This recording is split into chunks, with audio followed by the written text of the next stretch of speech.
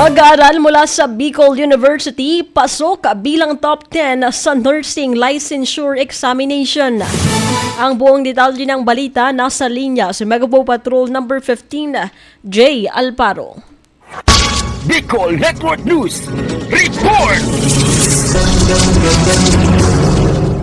Pasok sa top 10 ng November 2024 Philippine Nursing Licensure Examinations si Ina Marie Salvo Torres ng Bicol University, Pulangi matapos makakuha ng mataas na rating na 90.60%. Bukod sa tagumpay ni Torres, muling pinatunayan ng Bicol University ang husay nito sa larangan ng nursing education. Ang Bicol University, Pulangi ang nanguna sa mga paaralang may 50 to 99 examinees matapos makapagtala ng 100% passing rate. Sa kabilang banda, pumangatlo naman ang Bicol University Tabaco na may mataas na 98.85% passing rate. Samantala, sa mga paaralang may higit na 100 examinees, ang Bicol University Legazpi ang namayagpag matapos makapagtala rin ng 100% passing rate, kaya't sila ang nanguna sa naturang kategorya. Ang mga tagumpay na ito ay patunay sa kalidad ng edukasyon sa Bicol University at nagbigay ng malaking karangalan sa buong rehiyon ng Bicol.